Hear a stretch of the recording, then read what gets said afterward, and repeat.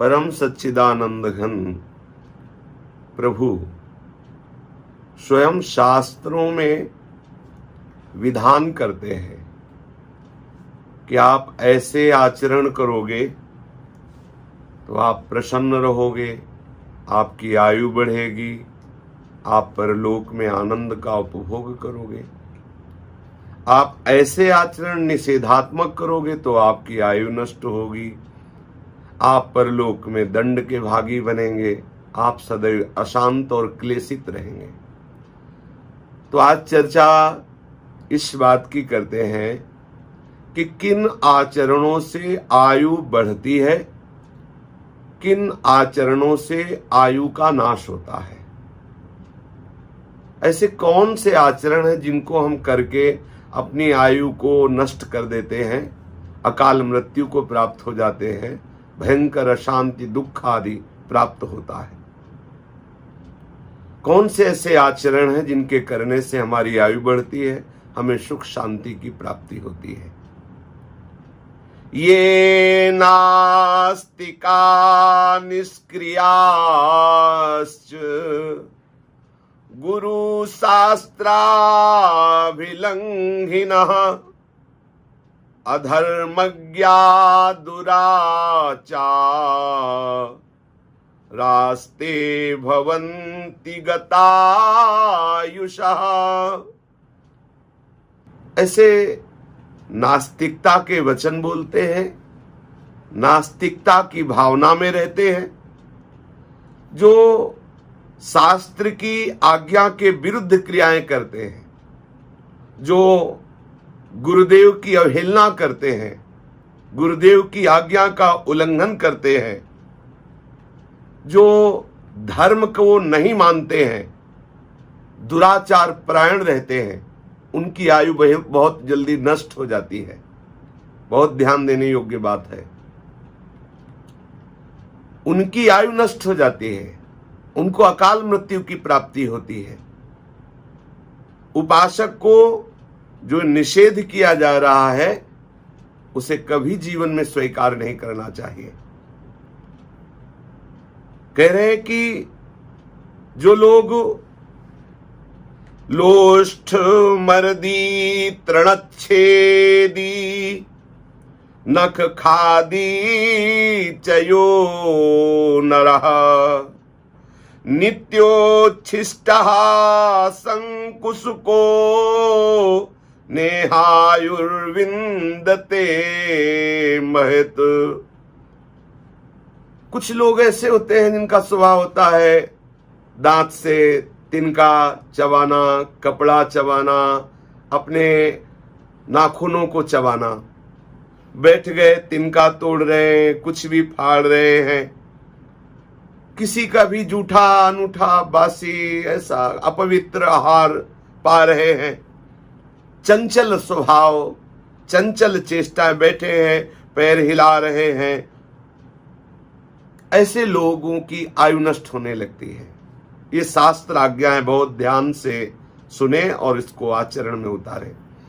नाखून चबाना, तिनके चबाना, कपड़ा मुंह में लेकर के ऐसे चबाना, बैठे बैठे तिनके तोड़ना, हाथ पैर चंचल करना, डेले फोड़ना, चलते हुए ऐसे लात मारते हुए डेलों पर चलना, ये ऐसी उद्दंडता से हमारी आयु क्षीण होती है। शास्त्र आज्ञा कर रहा है जो ब्रह्म मुहूर्त में नहीं उठता, सूर्य उदय होने के 90 मिनट पहले सबको उठ जाना चाहिए। सूर्य उदय होने के 90 मिनट पहले उठ करके शौच स्नान आदि करके हमें कुछ समय तक ईश्वर आराधना, भगवत आराधना, देव आराधना ये जरूर करना चाहिए। इससे हमारी आयु वृद्धि होती है।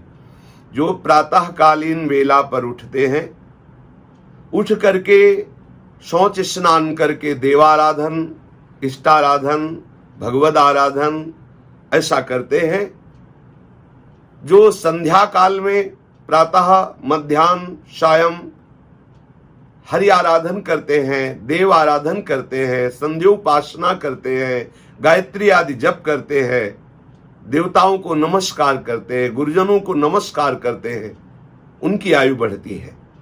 और जो संध्या काल में अशुभ आचरण करते हैं, इसके विरुद्ध आचरण करते हैं, सोते रहते हैं, संध्या काल में भोजन करते हैं, संध्या काल में मैथुन करते हैं, संध्या काल में सोते रहते हैं, उनकी आयु क्षीण हो जाती है। बहुत सावधानी पूर्वक हमें जीवन व्यतीत करना है।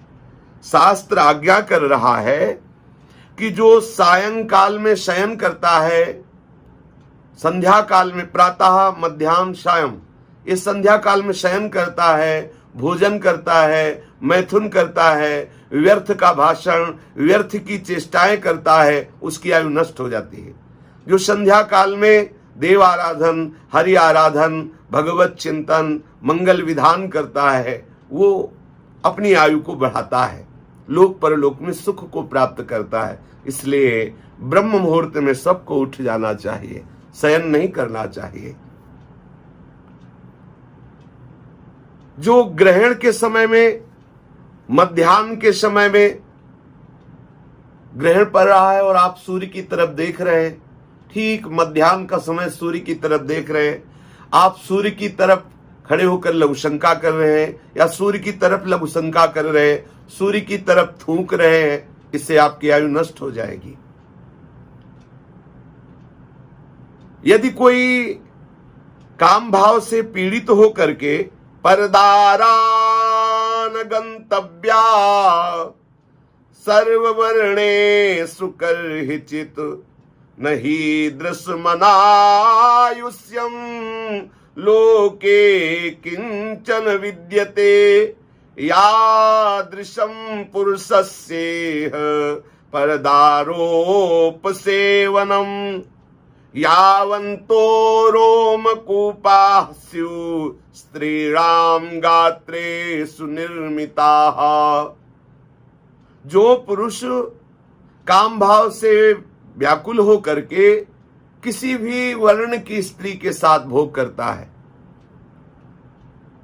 छल करके भोग करता है, जबरदस्ती बलात्कार की भावना से युक्त होकर, ऐसा तो यहां शास्त्र कहता है कि उसकी आयु नष्ट हो जाती है। जो पराई स्त्री का भोग करते हैं, अन्य वर्ण की स्त्रियों से भोग करते हैं, जो जबरदस्ती ऐसे भावना से भोग करते हैं, उनके आयु का नाश हो जाता है। और कह रहे हैं कि जो ऐसे स्वभाव वाला है कि दूसरी स्त्रियों को काम भाव से देखता ही रहता है, दूसरी माताओं बहनों की तरफ, किसी की भी तरफ दृष्टि करे, वो दोष भावना का चिंतन, दोष भावना से दर्शन, काम भाव, तो बोले स्त्री के शरीर में जितने रोमकूप हैं उतने वर्षों तक वो नरक भोगता है। जो पराई स्त्री के साथ, पराई माता बहनों के साथ काम भाव रखता है, दोष दृष्टि देखता है, उनके साथ व्यभिचार करता है, तो उसकी आयु नष्ट हो जाती है और मरने के बाद उस स्त्री के शरीर में जितने रोए हैं उतने वर्षों तक वो नरक भोगता है। यावंतो रोमकूपाः स्युः स्त्रीणां गात्रेषु निर्मिताः। जितने रोमकूप उस स्त्री के शरीर में होते हैं उतने वर्षों तक वो व्यभिचारी पुरुष नरक भोगता है।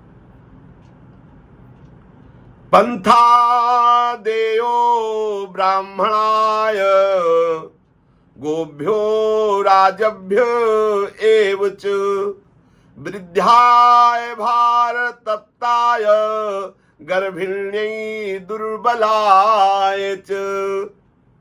सामने से कोई ब्रह्म ऋषि पधार रहा है, वैष्णव आ रहा है, कोई भक्त आ रहा है, संत आ रहा है, आप अलग हटकर खड़े हो गए, झुक करके उसको मार्ग दे दिया। कोई वयोवृद्ध आ रहा है, आप उसको पहले निकल जाने दीजिए। कोई गर्भिणी स्त्री आ रही है, आप उसको पहले मार्ग दे दीजिए। कोई बहुत भार लादे हुए है, उसको आप मार्ग दे दीजिए। इससे आपकी आयु बढ़ जाएगी। और यदि संत वैष्णव ब्रह्म ऋषि गुरुजन पधार रहे और आप अभिमान पूर्वक ना उनकी अभ्यर्थना की, ना उनको मार्ग दिया और अकड़े खड़े रहे, तो आपकी आयु नष्ट हो जाएगी। कोई गर्भिणी स्त्री आ रही है, आप उसे धक्का दे रहे, उसे मार्ग नहीं दे रहे, तो ये अपराध बन जाएगा। कोई दुर्बल है, वयोवृद्ध है, कोई भार लिए हुए है, आप उसे मार्ग नहीं देते, आप उसे पीड़ा पहुंचाते हैं, तो आपकी आयु नष्ट हो जाएगी। शास्त्र आज्ञा करता है कि उपानहो च वस्त्रम च धृतमन्यैर्न धारयेत् ब्रह्मचारी च नित्यं स्यात् पादं पादेन नाक्रमेत् अमावस्यां पौर्णमास्यां चतुर्दश्यां च सर्वशः अष्टम्यां सर्वपक्षाणां ब्रह्मचारी सदा भवेत्। दूसरों के पहने हुए वस्त्र, दूसरों के पहने हुए पादुका जूते, ये केवल गुरुजनों की प्रसादी शिष्य या भगवत प्रसादी धारण कर सकता है भक्त।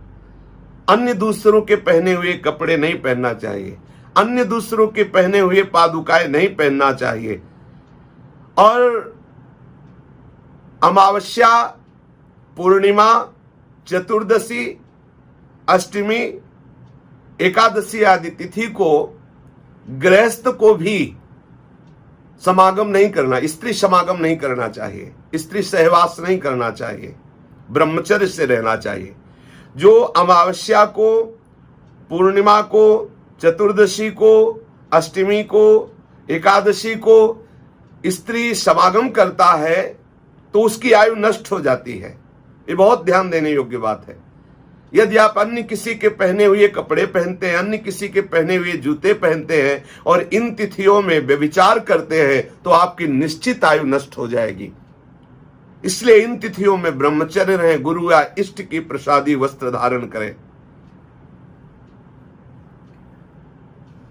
दूसरों के हृदय को बेधे ऐसे कभी वचन न बोले, क्रूरता पूर्वक कोई क्रिया न करे जिससे किसी को नीचा देखना पड़े, ऐसी आप चेष्टा न करें। आप रुखाई भरे वचन, दूसरों को उद्वेग देने वाले वचन, दूसरों को मर्म पहुंचाने वाले वचन ऐसे कभी न बोले, नहीं तो आपकी आयु नष्ट हो जाएगी। शास्त्र आज्ञा करता है, रोहते सायकैर्विद्धं वनं परशुनाहतं वाचा दुरुक्तं बीभत्सं न संरोहति वाक्षतम। बाणों से शरीर जैसे बिंध जाए या किसी अस्त्र से शरीर कट जाए तो औषधि लगाने से उसे भरा जा सकता है, लेकिन जब दुर्वचन रूपी बाण से किसी के हृदय को बेध दिया जाता है तो बहुत उसे कष्ट होता है। इसलिए शास्त्र आज्ञा करता है, कभी ऐसे वचन मत बोलो कि किसी के मर्म स्थान को जाकर दुखावे, किसी का हृदय दुखे, ऐसे वचन मत बोलो, इससे तुम्हारी आयु क्षीण हो जाएगी। ऐसे कटु वचन, ऐसे दुर्वचन, ऐसे परुख वचन जिससे दूसरे का हृदय छलनी हो जाए, ऐसा कभी ना बोलो। यदि कोई अंधा है, कोई लंगड़ा है, निंदित रूप वाला है, निर्बल है, अंग ऐसे उसके बिगड़े हुए हैं, कुरूप है, ऐसे लोगों से बहुत प्यार से बात करो, उनका उपहास मत करो। यदि उनका उपहास करते हो तो आपकी आयु नष्ट हो जाएगी, आपके सुकृत नष्ट हो जाएंगे। उनको बहुत प्यार दो। उनके ऐसे कर्म जो उनको ऐसा रूप मिला, ऐसा अंग विहीन हुए, ऐसा कष्टप्रद जीवन मिला, आपको नहीं बोलना, उनका उपहास नहीं करना, उनको ऐसे वचनों से, ऐसी क्रियाओं से हमें नहीं दुख पहुंचाना जिससे उनको हृदय में बहुत दुख लगे कि हाय मैं ऐसा हूं, देखो ये ऐसा उपहास करते हैं, उससे आपकी आयु नष्ट हो जाएगी। दूसरों के दोष देखने के लिए शास्त्र निषेध करता है। पिता अपने पुत्र के दोष देख सकता है, गुरु अपने शिष्य के दोष देख करके उसे निर्दोष बनाने के लिए दंड देता है। परस्य दंडम नोद्यच्छेत् क्रुद्धो नैनम निपातेत् अन्यत्र पुत्रा शिष्याश्च शिक्षार्थम ताडनम स्मृतम। पिता अपने पुत्र के दोष देख करके उसे शासन में लेता है और उसको पवित्र बनाता है। गुरु अपने शिष्य के दोष देख करके उसे शासन में लेता है और उसे पवित्र बनाता है।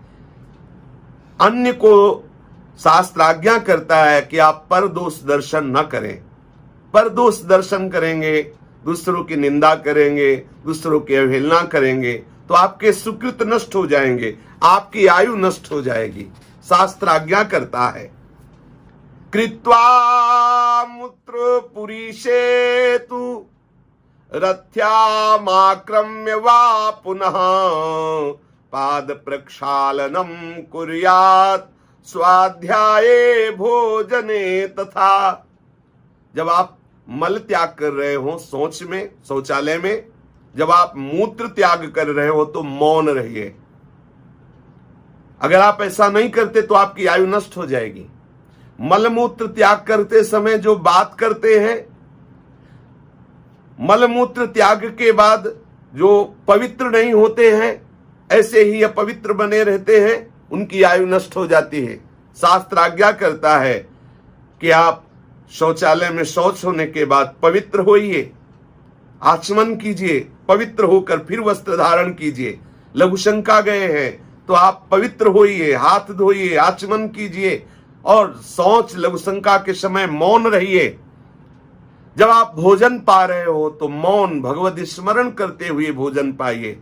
हाथ पैर धो करके, मुख धोकर, पवित्र होकर भोजन पाने के लिए बैठिए। भोजन को प्रभु को अर्पित करके, प्रभु का स्मरण करते हुए, एक एक कवल प्रभु का स्मरण करते हुए पाइए। यदि आप ऐसा नहीं करते, भोजन पाते समय गलत चिंतन करते हैं, गंदी बातें सोचते हैं, तो 24 घंटे के लिए आपकी मानसिकता बिगाड़ देगा वो भोजन। भोजन पाते समय बहुत सावधान रहना चाहिए। हाथ पैर धो, ऐसा नहीं जूते पहने हुए आप अपवित्र ऐसे, तभी तो बुद्धि भ्रष्ट होती जा रही, आयु क्षीण होती जा रही, शरीर रोगों से ग्रसित होते जा रहे हैं। शास्त्र आज्ञा का पालन कीजिए। शौच लघुशंका अर्थात मलमूत्र त्याग के समय मौन रहिए, मलमूत्र त्याग के बाद पवित्र होइए, आचमन कीजिए। जब आप भोजन पाने जाए तो हाथ पैर मुख धो करके भगवत चिंतन करते हुए भोजन पाए, नहीं तो आपकी आयु क्षीण हो जाएगी। शास्त्र आज्ञा कर रहा है कि जो सूर्योदय होने के पहले तक सोते रहते हैं, भाई सूर्योदय हुआ और उसके आप शयन कर रहे हैं, पहले उठ करके आप स्नान शौच आदि नहीं कर रहे हैं, तो आपको इस बात का प्रायश्चित करना चाहिए।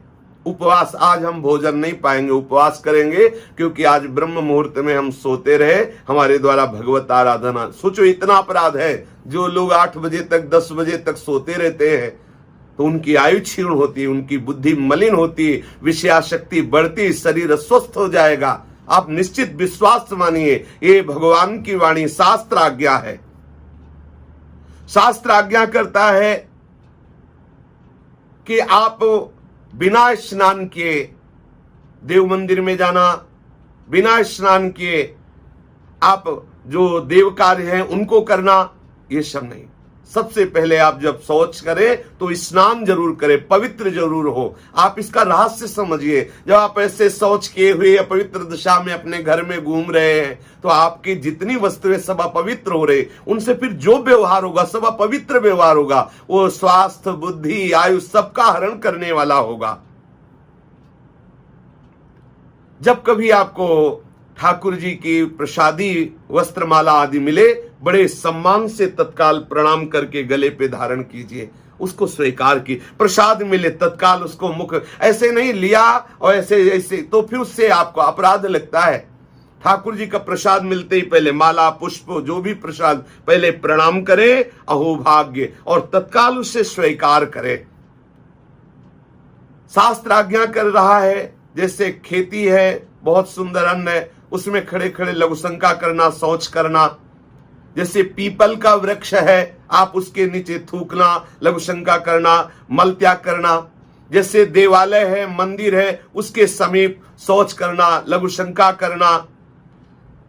इन स्थानों में ऐसा करने से आपकी आयु नष्ट हो जाएगी, आपका अमंगल हो जाएगा, इसलिए ऐसी जगह ना करें। शास्त्र आज्ञा करता है कि जब आप भोजन करने जाएं, जब आप भोजन के समय, तो सबसे पहले उस समय आप मन पर ध्यान दें, हमारी मना स्थिति कहां है। कोई चिंता न करें। अगर उस समय मन चिंतित हो रहा तो थोड़ा रुक जाइए, भोजन तब पाइए, थोड़ा मन को पहले निश्चिंत कीजिए। शास्त्र विचार के द्वारा, गुरुजनों के सत्संग के द्वारा पहले मन को शांत कीजिए, क्योंकि जब शांत चित्त से पवित्र होकर के पैर धो करके भोजन पाएंगे तो आपके हृदय में बड़ी शीतलता, आपकी आयु बढ़ेगी और आपका मंगल होगा। शास्त्र आज्ञा करता है कि जैसे कोई वैष्णव पधार रहा है, कोई संत पधार रहा है, या आपके पूज्य जन पधार रहे और आप खड़े नहीं हुए, तो ऊर्ध्वम प्राणा हृत्क्रामंती यूनः स्थविर आयति प्रत्युत्थानाभिवादाभ्याम पुनस्तान प्रतिपद्यते। श्रेष्ठ पुरुष, गुरुजन पुरुष, वयोवृद्ध के आने पर यदि आप उठकर खड़े नहीं होते तो आपके प्राण ऊपर उठने लगते और आपकी आयु नष्ट होती है। ध्यान देने योग्य विषय। गुरुजन, महतजन, संतजन, वैष्णवजन, श्रेष्ठ पुरुष जब पधार रहे हैं आपके समीप तो आपका कर्तव्य है आप उठ करके खड़े हो जाइए। अपनी रक्षा के लिए खड़े हो जाइए, उनके सम्मान की बात नहीं, अपनी रक्षा के लिए। यदि संत, वैष्णव, गुरुजन, श्रेष्ठ जनों के आने पर आप उठकर खड़े नहीं हो जाते तो आपके प्राण ऊर्ध्वम प्राणा हृत्क्रामंती यूनः स्थविर आयाति, प्राणों का उत्क्रमण होने लगता है, आपकी आयु नष्ट हो जाएगी। खड़ा होकर के उनका स्वागत, सम्मान, प्रणाम, नमस्कार ये और अच्छा है करो। नहीं करते तो केवल खड़े हो जाइए, जिससे आपकी आयु बच जाएगी। जब कोई वृद्ध पुरुष, श्रेष्ठ पुरुष, गुरुजन पास आता है और उसे प्रणाम नहीं किया जाता, उसको आसन नहीं प्रदान किया जाता, हाथ जोड़कर उसके मृदु बातें नहीं की जाती, और वो जब जा रहा होता है तो उसके पीछे पीछे हाथ जोड़ करके कुछ क्षण चलना है। गुरु, संत, वैष्णव जब अपने पास से जा रहे हो तो पीछे पीछे कुछ कदम नम्रता पूर्वक चले। तो अगर हम ऐसा नहीं करते तो आयु नष्ट हो जाती है।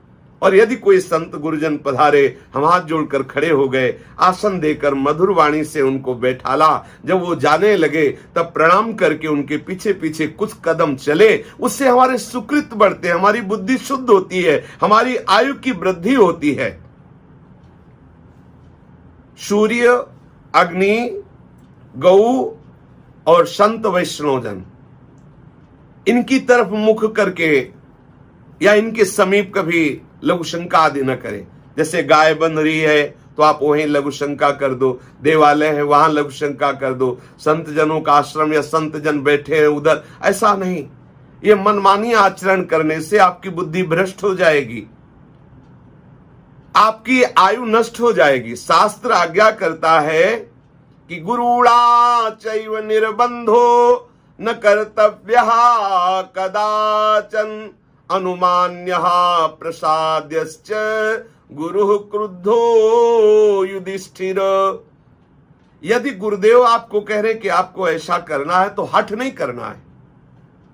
गुरुदेव से हठ नहीं ठानना चाहिए, गुरुदेव की आज्ञा का उल्लंघन नहीं करना चाहिए। हठ पूर्वक उनकी आज्ञा का उल्लंघन करने से बुद्धि और आयु दोनों क्षीण हो जाती है।